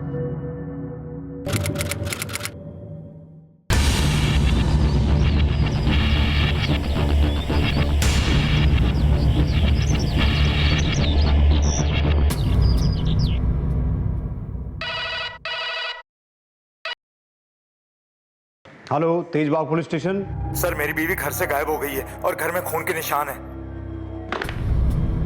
हुकुम सिंह। जी जनाब। गड्डी निकालो। जी जनाब। जनाब,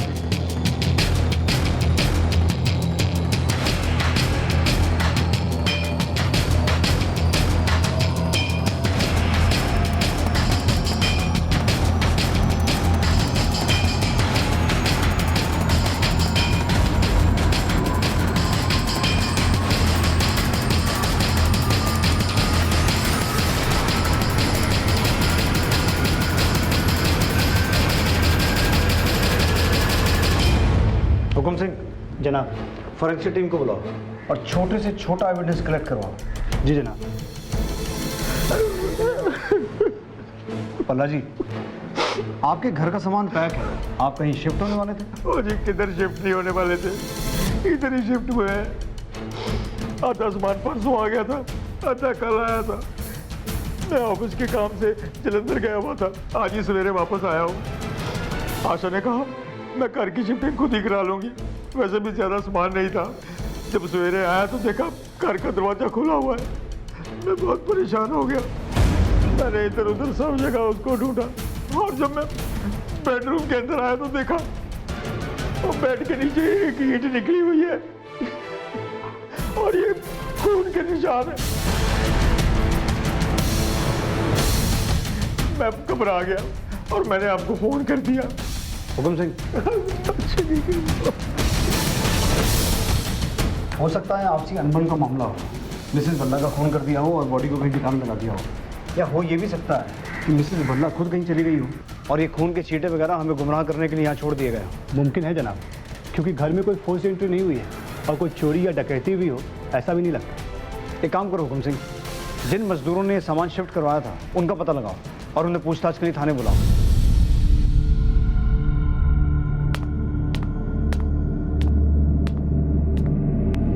दूधा? नहीं साहब, मैं नहीं था साहब।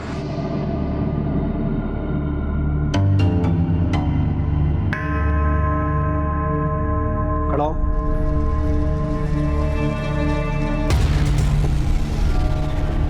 सर जी, कुछ नहीं किया मैं।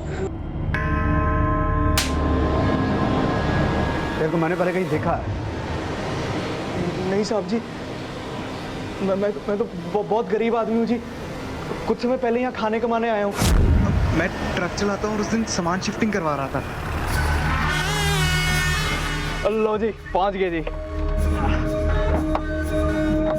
अच्छा मैडम जी, मैंने एक गल समझ नहीं आई, आप इतना भारी सामान इधर से उधर आप कैसे लेके जाओ? खोते सिर्फ बकबक करते रहेगा या मैंने हाथ भी देगा आपका नीचे उतारने वास्ते? नहीं जी, आ जाओ जी, आ जाओ। सॉरी जी, सॉरी, मैं भूल गया था। आ जाओ, देख के पकड़ लिया जी। ठीक हो ना जी आप? हाँ जी ठीक है। आ जाओ जी। हाँ जी चलो। हम लोग बिल्कुल नहीं रुके थे जी वहाँ पे, आप इन मजदूरों से पूछ लो। बोल भाई। हाँ साहब। और तू भी बोल। साहब जी ये अंदर गया था जी घर के पैसे वापस करने। वो मैडम जी ने 200 रुपए ज्यादा दे दिए थे जी, तो ये गया था जी अंदर, हम लोग निकल गए थे वहां से।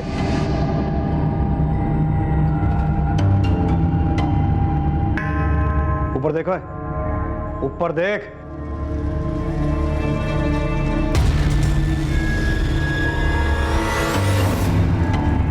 लक्की, ओए लक्की, सोने सामान उतार। ओ भाई साहब जरा आराम से निकालना, बड़ा कीमती सामान है। सुन लिया? आइए मैडम जी। हाँ जी चलिए चलिए। हाँ तो मैडम जी तूने बीच में से जाना है। अच्छा पैसे ले लो जी। हाँ जी दे दो। ये ठीक से उतारवा दीजिए। हाँ जी पक्का जी, आगे भी बुला लेना जी। ले पैसे। जुबान इन्नी चला रहा था, हाथ भी चला लेता थोड़े। मैंने कल लेने सारा सामान उठाया है, हाथ लगा लेता तो मरना जाता तू। लक्की वीरे, हाथ के मैं तो सब कुछ लगाने को तैयार था, उसको हाथ लगाने देती तब ना। चुप हो जाए यार, जब देखो बकवास करता रहता है। ये 200 रुपए ज्यादा दे दिए मैडम जी ने, तो वापस देख के आता हूँ। ओए पागल हो गया तू? तेनू कितनी बारी क्या है, ज्यादा पैसे हो ना तो अच्छी बात होती है, बस कम नहीं होने चाहिए पैसे। ओए मेहनत की सूखी रोटी अच्छी, चोरी के मालपुओं से। ये पकड़, मैं वापस करके आता हूँ। थे ओ यार लक्की, अरे आ रहे हैं, मैं जा रहा खोते थे पुत्र।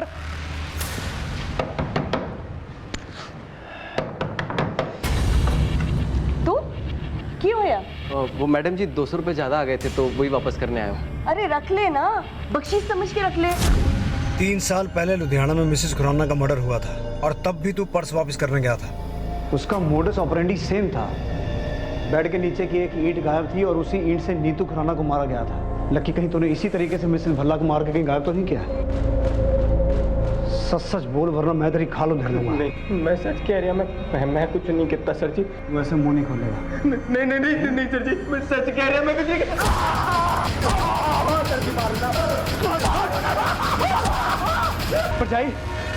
परजाई रूप लकी कितने छड़ के आया तू? परजाई लक्की फिर से अनलक्की हो गया। पुलिस उसको थाने में बुरी तरह कूट रही है, पता नहीं उसने इस बार क्या कांड कर दिया।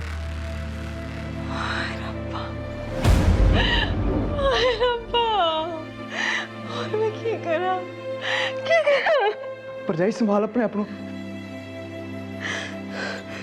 रूप एक काम कर मेरी चूड़ियां बेच के ना अच्छा जब वकील कर ले और लकी नु छुड़ा के ले आ। परजाई ये तो तेरी सबसे कीमती चूड़ी है। मैं कह रही हूं ना, जा लकी ने छुड़ा के लेके आ ना। तरलोक जी, मैं लकी का वकील हूँ और ये रे जमानत के पेपर।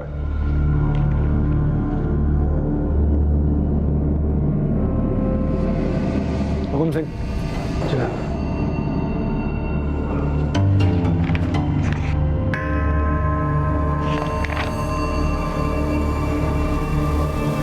लकी को जमानत पर छोड़ दिया गया और पुलिस ने मिसेस भल्ला को गुमशुदा घोषित करके उन्हें खोजने की कार्रवाई शुरू कर दी। गुजरते वक्त के साथ मिसेस भल्ला की गुमशुदगी का रहस्य गहराता गया और पुलिस को गहराते रहस्य के अंधेरे में ना तो कोई रोशनी का सुराग मिला, ना मिसेस भल्ला का नामो निशान।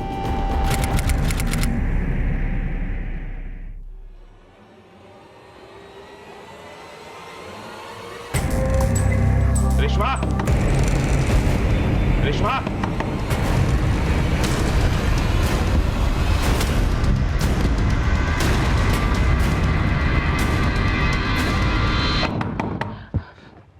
कौन था?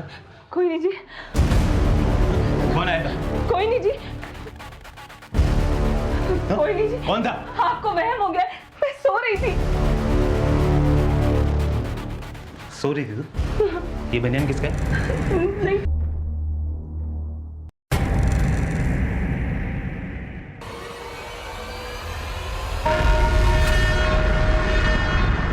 रेशमा आँखें खोल, रेशमा आँखें खोल। रेशमा, मैं रूप, मैंने कहा था वो लक्की किसी का भी सगा नहीं है, उसके साथ रहेगी ना तो ऐसी मार खाती रहेगी। अगर मैं होता ना लक्की की जगह तो उस जहीर को छोड़ता नहीं बिल्कुल भी। रेशमा अभी भी कह रहा हूँ छोड़ दे लक्की को। उस कंजर लक्की में ऐसा है क्या? हाँ, ऐसी कौन सी बात है जो मेरे में नहीं है? पर कोई ना रेशमा, मैं दिखाता हूँ तुझे कितना प्यार करता हूँ तुझसे। मैं छोड़ूंगा नहीं, मैं जहीर को बता रहा हूँ, छोड़ूंगा नहीं जहीर को।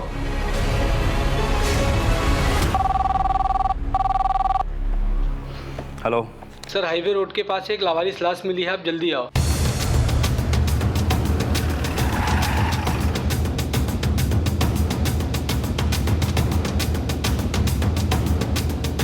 आसपास चेक करो।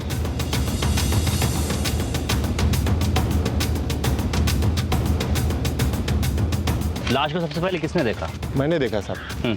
मैं इधर से शॉर्टकट मार के जा रहा था, देखा लाश पड़ी है, तो मैंने पुलिस को फ़ोन किया सर। आप लोगों में इससे कोई पहचानता है? जनाब, इसके पास से आईडी कार्ड या कुछ भी ऐसा नहीं मिला है जिससे इसकी पहचान हो पाए। बाकी ये देखिए, ये एक टैटू बना हुआ है, उर्दू में कुछ लिखा हुआ है जनाब। एक उर्दू एक्सपर्ट को बुलाओ और पता करो कि इसके हाथ पे लिखा क्या है। ये ईंट देखिए जनाब, खून के निशान इस पर। इसका कत्ल भी शायद इसी ईंट से किया गया है और कोई पहचान ना पाए इसलिए चेहरा बिगाड़ दिया गया। ईंट को फॉरेंसिक के लिए भेजो और बॉडी को पोस्टमार्टम के लिए भेजो। जय हिंद जनाब। जय हिंद। जनाब, डेड बॉडी के हाथ में जो टैटू था उसका मतलब जहीर खान है, जो शायद इस आदमी का नाम हो सकता है जनाब। बाकी आसपास के किसी भी पुलिस स्टेशन में इस उम्र के आदमी की कोई भी मिसिंग कंप्लेंट दर्ज नहीं है। फिर भी जनाब हमने उसकी डिटेल्स को अपने डिपार्टमेंट की साइट पर अपलोड कर दी है। हो सकता है जनाब कहीं से कोई लीड मिले।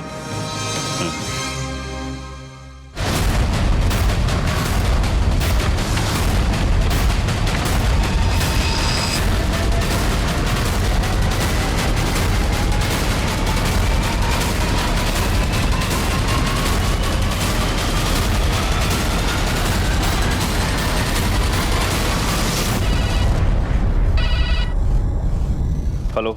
हाँ जी, तेजबाग पुलिस स्टेशन पटियाला से पीएसआई तरलोक सिंह बोल रहा हूँ जी। हाँ बोलो तरलोक। जनाब, ये जो लुधियाना में मर्डर हुआ है, जिसकी डिटेल आपने वेबसाइट पर डाली है, जनाब 1995 में लुधियाना के सेवक नगर में मिसेस खुराना का मर्डर हुआ था। उस केस में हमने जोगिंदर उर्फ लक्की को अरेस्ट किया था। उसके बाद जी 1998 में यहाँ पटियाला में एक मिसेस भल्ला ऐसी संदिग्ध हालातों में गायब हो गई थी। उनके घर से भी हमें ब्लड स्पॉट और ईंट के टुकड़े मिले थे। एंड वेरी इंटरेस्टिंगली जनाब, उस केस में भी मेन सस्पेक्ट लक्की था, पर जनाब दोनों केसेस में बच के निकल गया क्योंकि उसके खिलाफ सबूत नहीं मिले। अब जिस तरीके से ये जो लुधियाना में मर्डर हुआ है जनाब, मुझे बहुत स्ट्रांगली लग रहा है कि इस केस के पीछे लक्की का ही हाथ है। अच्छा, तुम्हारे रिकॉर्ड में लक्की की कोई तस्वीर तो होगी ना? हाँ, हमें सेंड करो जनाब। जिस एरिया में लाश मिली थी उसके आसपास जाकर के हमने इंक्वायरी की तो पता चला कि जहीर खान नाम का आदमी कबाड़ी बाजार के पास वाले स्लम एरिया में रहता है, जो कि कल सुबह से किसी को दिखा ही नहीं है। एक बात और जनाब, जब हमने उन लोगों को फोटो दिखाई तो कपड़ों और टैटू से उन लोगों ने डेड बॉडी की पहचान की है। उसके घर का पूरा एड्रेस पता चला? जी जनाब। चलो।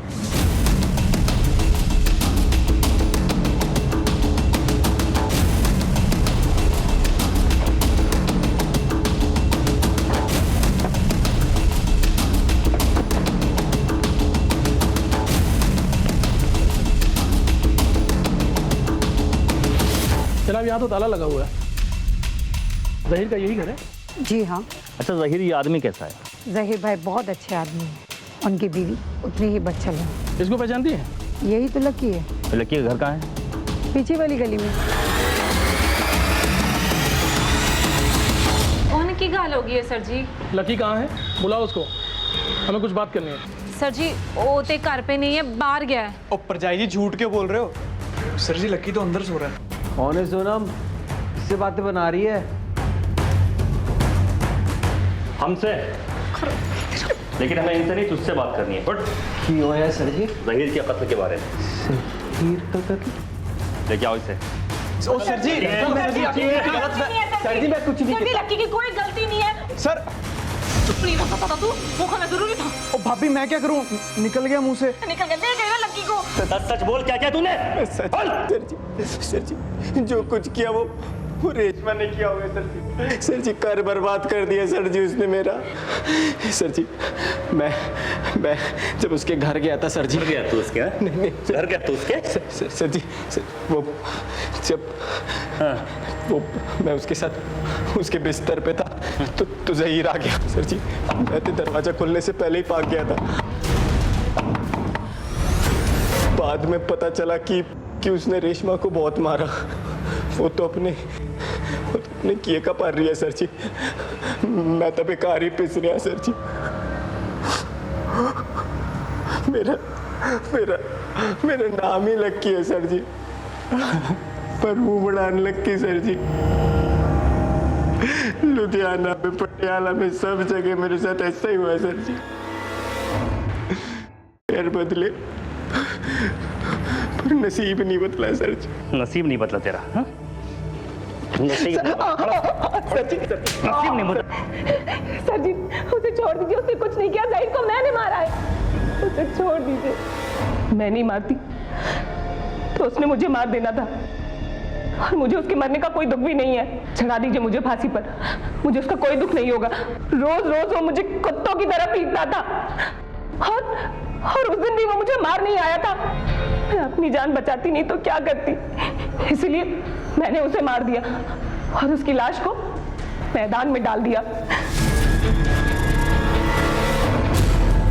रेशमा ने कबूल किया है कि उसने ज़हीर को सेल्फ डिफेंस में मारा है।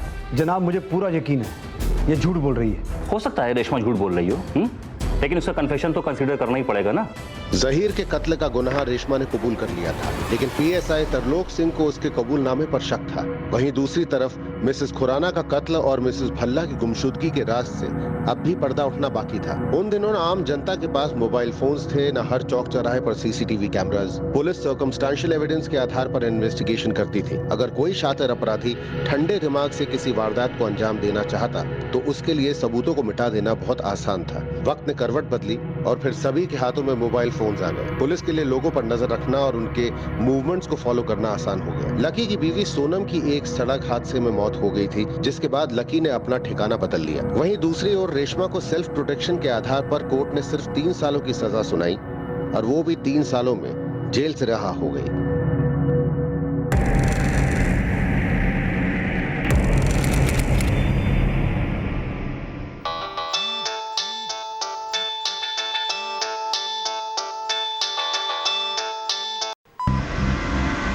हाँ ढिल्लो, ठीक है पहुंचते हैं।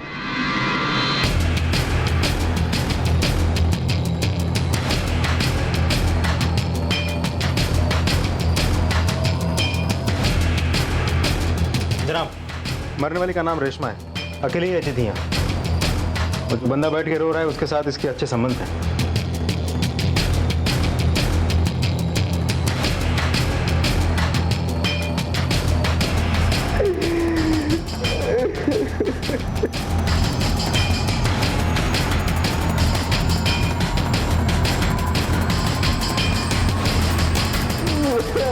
हाँ भाई,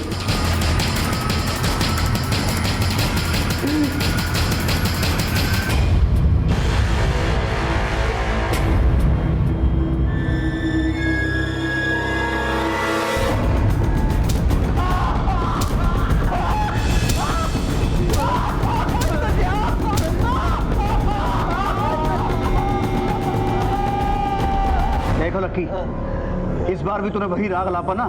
देख मैं तेरी क्या हालत करता हूँ।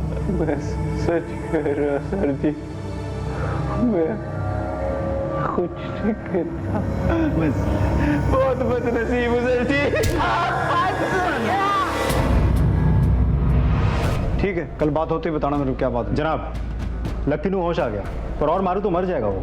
चलो देखते हैं। कह रहा है मर्डर के बाद वो पहुंचा था। देख, मेरी तेरे से कोई पर्सनल दुश्मनी तो है नहीं, पर चक्कर क्या है, हर क्राइम सीन पे तू ही पाया जाता है, तो फिर शक करना तो बनता है ना। जब वो ज़हीर के खून के इल्जाम में 3 साल के लिए जेल गई थी, तब मैंने परवीन मिल गई थी जी। परवीन कौन?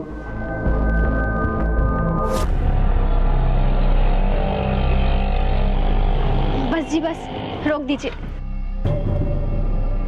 की हो गया मैडम जी? तुसी तो 13 नंबर के लिए भी जाना है ना, तो 3 नंबर ही है। हाँ जी मैंने पता है, लेकिन मेरे पास सिर्फ 20 रुपए है। वो आज कोई ग्राहक भी नहीं मिला ना, ये वास्ते। अरे छड्डो जी, पैसा कोई इतनी बड़ी चीज थोड़ी है, बंदा ही बंदे के काम आंदा है। और इतनी रात में मैं आपको कल्ले कैसे छोड़ दूं? एक काम करो जी, आप ना मेरा फोन नंबर ले लो, है ना, जब पैसे आए तो वापस कर देना। चंगा जी चंगा। लिख लो जी, लिख लो जी। 83, हाँ जी 10 कहाँ हो तुम? इतनी रात हो गई और अब तक नहीं आए। फोन मुझे ना तुम्हारे बिना नींद नहीं आ रही है। और तुम हो कि कमीनी, नाम क्या है तेरा? पे फोन। क्या कर रहा है तू? हाँ, बाहर इधर उधर मुंह मार रहा है। हाँ, भूल गया तू मैंने तेरे लिए क्या क्या किया है? मुझे छोड़ के जाने की बात कर रहा है? जान ले लूंगी तेरी। अगर मुझे छोड़ने की कोशिश भी की ना तो जान से मार दूंगी तुझे। मतलब रेशमा से तेरा रिश्ता खत्म हो गया? बिल्कुल सर जी। तो फिर रेशमा का मर्डर किसने किया? सर जी, पूरे दावे के साथ तो नहीं कह सकता, पर मेरा प्रा मतलब मेरे रूप पे शक है सर जी। क्यों यार? देखो तुम छोड़ के गए हो, मेरा क्या हाल हो गया है। वो रोज मुझसे जबरदस्ती करता है और अब तो वो मुझसे धंधा कराना चाहता है। ओए, गल सुन मेरी, रेशमा को परेशान करना बंद कर दे, समझा? बंदा बन जा। ओए कंजर, पता नहीं कहाँ कहाँ मुंह मारता फिरता है तू। कंजर बोल रहा? और मैनू कंजर बोल रहा? और उस दिन झगड़े के बाद रूप मैनू कभी नहीं मिला, ना ही उसने मेरा फोन उठाया। किसी ने मैनू बताया कि रेशमा को कुछ हो गया है, तो मैं उसके घर चला गया उसको देखने वास्ते कि कहीं रूप ने तो कुछ नहीं कर दिया। मैं अंदर गया तो देखा कि रेशमा मरी पड़ी है। ऐसी भी थी सर जी, दुख तो होता है ना किसी के मरने का। जरा खोल दे। देख लकी, फिलहाल तो जाने दे रहा हूँ, अरे एक बात याद रखियो, शहर छोड़ कर नहीं जाना, और तेरी हाजिरी चाहिए मुझे थाने में हर हफ्ते। और एक बात, अगर रूप के बारे में कोई भी खबर मिले तो हमें बताइए। जनाब, लकी के फ़ोन की लास्ट लोकेशन उसके घर के आसपास का है या फिर वो जहां काम करता है वहां, लेकिन कत्ल के दिन रूप के फ़ोन की लास्ट लोकेशन रेशमा के घर के टावर का है, और फिर चंडीगढ़ होते हुए दिल्ली जहां phone last time switch off हुआ। जनाब, इससे साफ जाहिर होता है कि रूप ने रेशमा का खून किया और दिल्ली फरार हो गया। दिल्ली पुलिस को इन्फॉर्म करो और रूप का अरेस्ट वारंट जारी करवाओ। तमाम कोशिशों के बावजूद पुलिस को रूप कहीं नहीं मिला। वहीं लकी हर हफ्ते आके थाने में हाजिरी लगाने लगा। उसने परवीन के साथ घर बसा लिया था।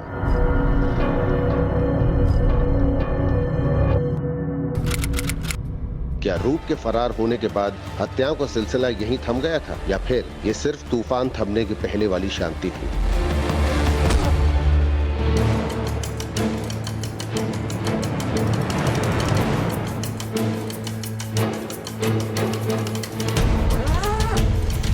जनाब, लाश तो 2-3 दिन पुरानी लग रही है। शायद किसी ने चेहरा बिगाड़ दिया ताकि लाश की शिनाख्त ना हो पाए। आसपास सर्च करो, शायद कोई मर्डर वेपन मिले। वैसे चांसेस कम ही हैं, क्योंकि साफ पता चल रहा है कि कत्ल कहीं और किया गया और यहाँ लाकर बॉडी को डंप किया गया। जनाब,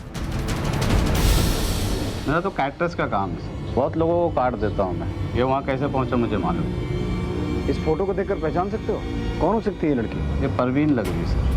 तुम्हें कैसे पता कि ये परवीन है? मेरे पास खाना बनाने का काम करती थी, खाना बनाते समय उसका हाथ जल गया था। ये रहती कहाँ थी? पिछले गली में 15 नंबर मकान में रहती। हाँ ढिलो, कुछ मिला? जनाब,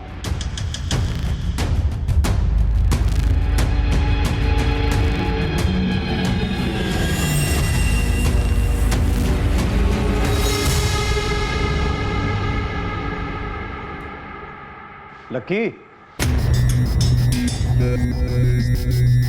यार तू हमेशा इतनी जल्दी में क्यों रहता है? नहीं जी सर जी। तो यार इतना टाइम हो गया तुझे आते जाते, अब तो अपनी यारी दोस्ती हो गई। आजा, आज खाना साथ में खाएंगे। सर जी मैंने जाना था। आजा यार, आजा आजा आजा, बैठ। ओ बैठ। जाना है सर जी। चला जाइए, जल्दी काहे की है? ये देख, स्पेशल तेरे लिए चिकन मंगाया है। चिकन तो पसंद है ना? जी सर जी। अब सोच क्या रहा है फिर, हो जा शुरू। एक बात बता, तेरी बीवी प्रवीण का मर्डर हो गया और तू चिकन खा रहा है? सर जी मैंने नहीं पता। आप कुछ समझ नहीं आ रहा है ना? क्या कह रहे? समझाता हूं।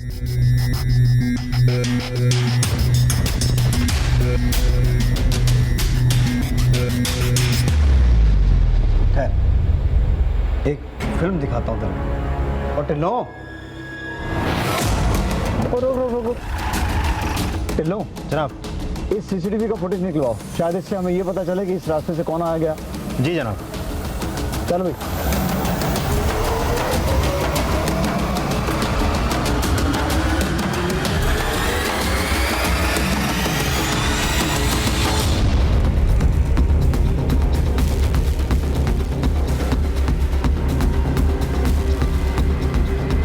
अब समझ आया? शुरू कर। 1995 से क्या किया था मिसेस खुराना के साथ?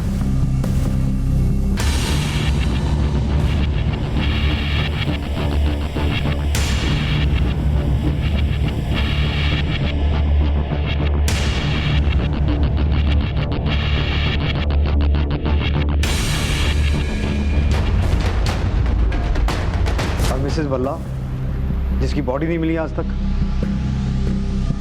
ये क्या कर रहा है? ये क्या कर? ताकि पुलिस सिर्फ मिसिंग कंप्लेन दर्ज करे और मैं अगर फंसा भी तो मेरे खिलाफ कोई सबूत ना मिले। उस दिन तो मैं रेशमा के घर से भाग गया था। फिर जहीर मेरे पास आया, हाथापाई करने लगा। थोड़ी देर तो मैंने देखा सर जी, इसलिए उसने जहीर के खून का इल्ज़ाम अपने सर पे ले लिया था। जब वो जेल में थी तब मैंने परवीन मिल गई थी और बिना औरत मेरा गुजारा होना मुश्किल था सर जी। जिस औरत ने तेरे लिए कत्ल का इल्जाम अपने सर पे ले लिया, तूने उसे ही मार दिया और इल्जाम लगा दिया अपने छोटे भाई रूप पे, हैं? अरे वो कमीना था सर जी, रेशमा के चक्कर में उसने मेरे से लड़ाई की। पर रेशमा को क्यों मारा? रेशमा को जेल से बाहर आने में 3 साल लग गए। तब तक तो मैं परवीन का दीवाना हो चुका था जी। इस करके रेशमा ने मैनू धमकी दी। रूप का मोबाइल मेरे पास था जी, तो मैंने अपना मोबाइल घर में छोड़ के रूप का मोबाइल लेके रेशमा के घर गया। अगर तू मुझे छोड़ के गया ना तो मैं सबको बता दूंगी कि जहीर का खून मैंने नहीं, तूने किया है। हाँ, सबको बता देगी। सबको बता दूंगी। रूप का मोबाइल एक चलते ट्रक में डाल दिया ताकि आप लोगों को लगे कि रूप रेशमा का कत्ल करके फरार हो गया है। इतना कंजर आदमी मैंने अपनी जिंदगी में नहीं देखा कभी। अगर परवीन तुझे इतना प्यार करती थी तो परवीन को क्यों मारा फिर? सर जी, इसके बाद परवीन मैनू अपने पिंड ले गई। वहाँ मैनू उसकी छोटी बहन दिखी, 21-22 साल की, बड़ी सोहनी कुड़ी।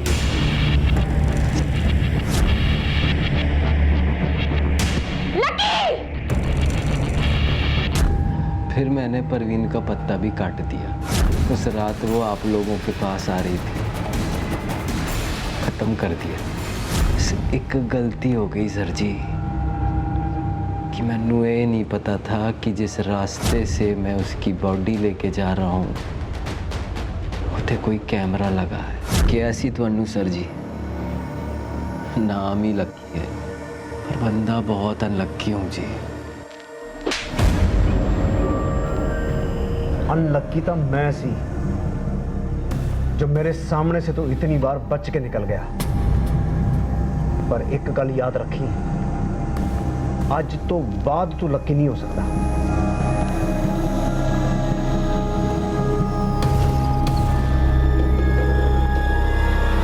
क्राइम पेट्रोल्स के और भी दिलचस्प कहानी देखने के लिए हमारे चैनल को सब्सक्राइब करें और बेल आइकॉन दबाना न भूलें।